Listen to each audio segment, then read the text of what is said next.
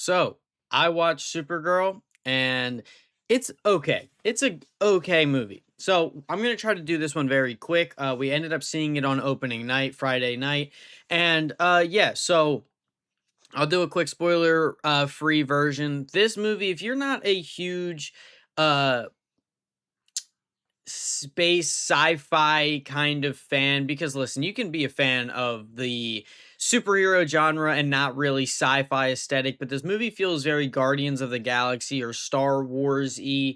And if you're not into that, then probably don't see it because it revolves a lot around that. A lot of people on in the internet right now are giving this movie a lot of shit, and I really don't think it's necessarily as bad as people are saying. They're saying it's complete horrible garbage nonsense, and I just don't think that's true. I think it's really cool to see like Supergirl on the big screen, because I know that there was a couple like CW shows and stuff, but I had never seen anything from it. So it's really nice to see like, a woman superhero as like the focus, and in especially in DC, which I feel like they have really good like storylines and potential and stuff, and I trust in James Gunn.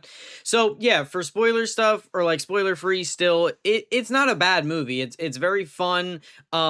There's a couple problems that I'll have that I'll get into the spoiler stuff, but I can't really think of anything that's like incredibly don't see this movie. But I can also understand, like, you could probably skip this one. You don't really like need to see it. I don't think it's an incredible masterpiece that everybody should go see, but I also don't think it's the big piece of garbage that everybody is calling it.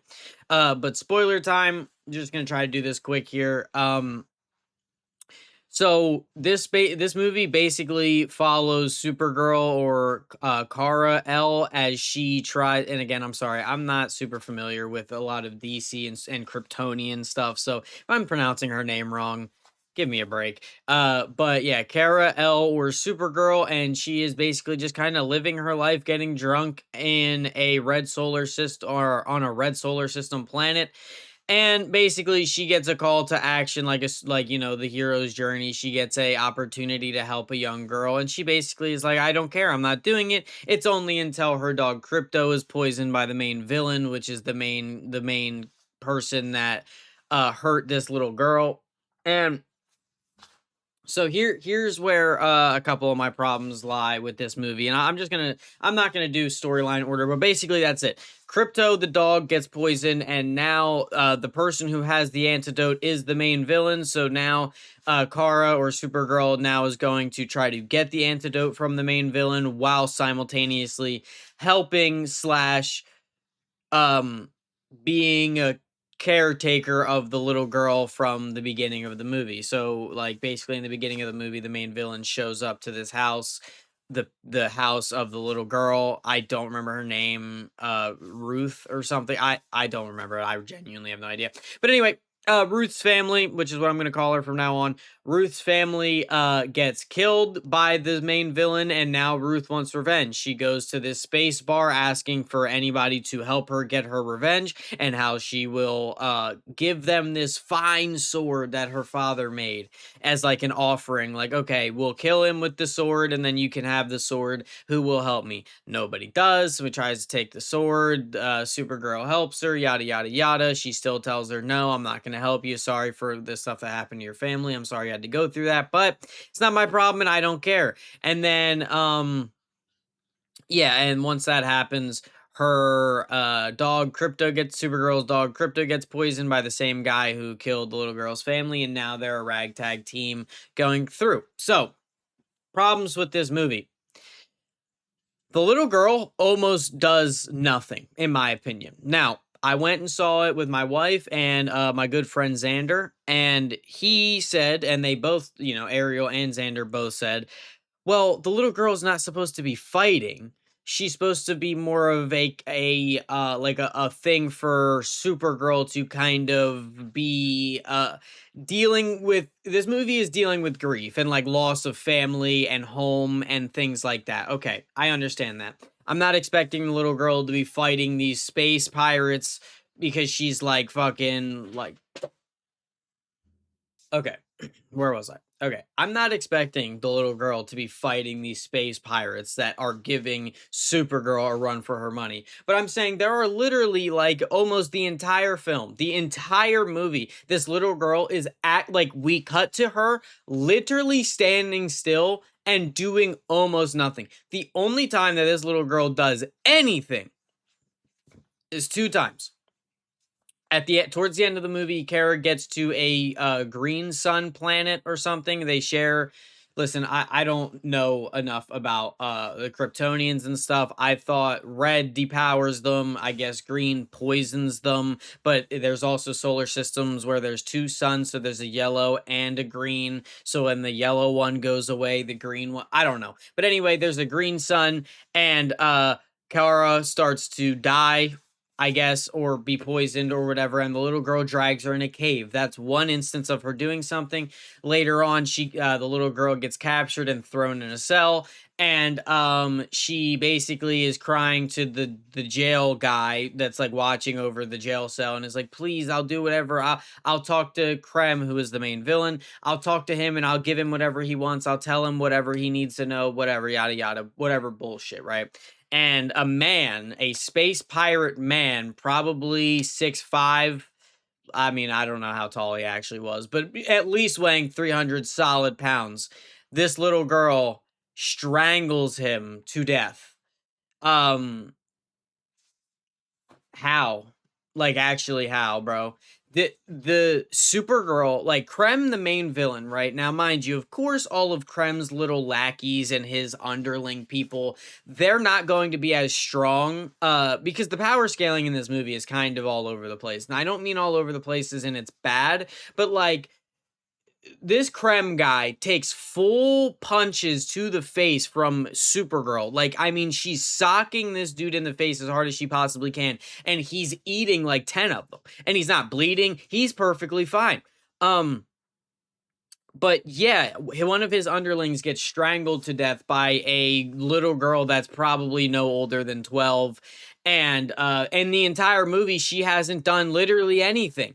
And then up to that point, except pulling Supergirl in the cave and strangling that guy for the most of the movie, anytime that she is on screen, she is making her way to things, and then she either gets captured, is either standing still watching other things happen, or just literally doing nothing. Like, she literally just does nothing. So my thing with this movie is, I said, if you were to take, okay, the setup in the beginning is the guy Krem, the main villain, he blows up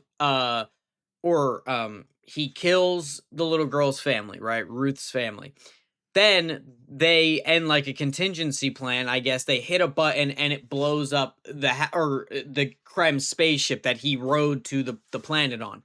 So basically, Krem is looking for a ship off the planet. The little girl finds Supergirl, and that's when they're having this conversation. Supergirl is taking Crypto out to like basically take a piss, and takes Krem shows up and gets on Supergirl's ship because again his is blown up, and right when Crypto is about to try to get Krem off of Supergirl's ship, he hits him with the poison, right? So, because of this, now Kara is involved, right? Supergirl is involved because her dog got poisoned. Well, I said, if you'd cut out, like, just say Krem crash land on the planet, and then he steals Supergirl's spaceship, and right in the same exact events unfold. Crypto goes to stop him, and he poisons him. It's the same movie. You can almost take out this little girl, and the movie be exactly the same. Now, listen, I'm not hating. I'm just pointing out a fact that this little girl almost does nothing because Supergirl almost doesn't have a change of heart literally whatsoever. Like, there's a scene where they're in a big city and there's a big fight scene going on between Krem, Supergirl. The little girl is once again standing around watching all this happen. Lobo shows up, which is a great part of the movie. Jason Momoa's Lobo was a lot of fun. I really liked it. I thought he looked really good, looked a lot like the character, and I liked it. I thought he had some of the funnier lines in the movie, and I thought he had some of the funnier lines in the movie, so I like Jason Momoa's Lobo. I thought that was pretty good stuff. But basically, Supergirl doesn't want the little girl to get revenge. That's kind of how I'm going to boil this down. Supergirl thinks that, oh, if you kill the guy who killed your family, that's not going to make you feel better. That's not going to bring your family back. That kind of ordeal with if you've watched enough film, and there's a lot of revenge stuff. And so revenge, like, Kara's like, revenge isn't going to make you feel any better kind of thing. But so I said the reason I'm bringing this up is because I said Supergirl doesn't change. She doesn't really have like her arc is kind of that it's okay to have grief and to be sad about your family not being around, but that's like it. So on this city that they're fighting on, right? The little girl is about to get close to Krem and kill him. She's actually like sneaking up on the main villain and is going to kill him, right? And like I said, Supergirl has told her killing this guy is not going to make you feel any better, right? So what does Supergirl do, right? She looks, oh no, little girl Ruth is going to kill the main villain. What should I do? I'm going to tackle the little girl. Oh, okay. I'm sorry. Back up a second. They were looking for something in this city. A couple people tried to help them out. They basically set them up, but it was this family that was trying to get their daughter back. Okay, it was a mother, a father trying to get their daughter back, and they basically set Supergirl up and was going to exchange Supergirl and the little girl for their daughter back with Krem, because Krem, I guess, is pirate trafficker, grabbing people and stealing them and whatever.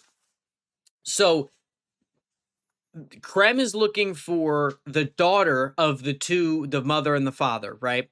Little girl sneaking up on Krem.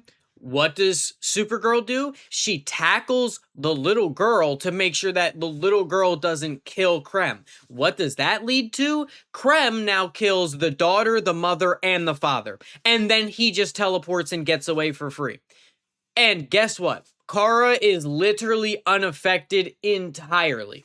Unaffected entirely. She couldn't give less of a fuck that those 3 people died. I said, hey, hey, Supergirl, why wouldn't you tackle the villain? Because the villain has the antidote for Crypto on his neck, right? You could have tackled the villain, taken the necklace, and let him like, this movie could have been solved a few times, is what I'm trying to say. Before, like, the end bit where they're on like what the green sun planet, the green yellow sun planet, like all of that stuff was pretty cool. Also, her suit looks really good, like Supergirl in her suit. I really like the symbol. I like the skirt or whatever. I thought it looked really good.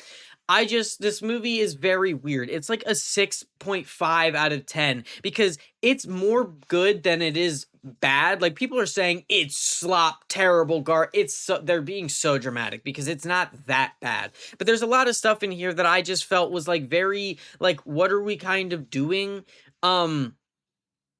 I felt like Supergirl didn't use her laser beams enough in the middle there, the middle fight on that city planet that I was talking about. Let's see. I said Lobo was great. The acting is fine. It does well. Oh, all of the backstory stuff, the Krypton stuff, that's great. I like that a lot. I thought it was actually probably the best parts of the movie when she lands on Earth for the first time and is talking to Kal-El or Superman. I thought that was really good, and I like that a lot. I like their little relationship. I thought that I really liked 2025 Superman. So like seeing him again, and it's giving me the same vibes as it did with the MCU, where you have these established characters in their own movies, but they show up in other movies. I've also heard complaints of like, it's a Supergirl movie, why is Superman in it so much? I agree, but I kind of like this connected universe that they're trying to do. So I like seeing Superman and realizing that, hey, this is all the same universe shit. So when Supergirl is off on a different planet fighting Krem and all these people, Superman is doing his shit in Metropolis. It's all going on at the same time, and I like that a lot. I think that that's really interesting, and so I like seeing Superman. Some other like things, like Krem is a character that literally like gets absolutely demolished by Supergirl and is like okay. It's weird. Like, I'm not kidding. Like, she's like slamming this dude on the ground, a Kryptonian, and he's just eating the shit. I don't know if he's supposed to be incredibly strong or durable, but then she like stabs him in the neck one time and he's dead. I don't know what's happened. I don't know. But best character in this movie, um best character award goes to fuck it, Lobo. We're gonna just give it to Jason Momoa's Lobo. I like Supergirl. I really like her outfit in the end. But I don't know. I don't know. This movie is just weird. I don't want to like trash it because it's not that great, but it's also not as bad as people are saying. Like I said, it's a 6.5. It's a 7 out of 10. It because again, my counter is 5 is mid. If it's below 5, it's bad. If it's above 5, it's probably good. But like a 6 is like it's okay. Five mid, 6 okay, 7 is like good. It's like a 6.5 to 7 out of 10. It's okay. But yeah, let me know what your thoughts are. This one's more short than other ones. It's still kind of long, but have a good day.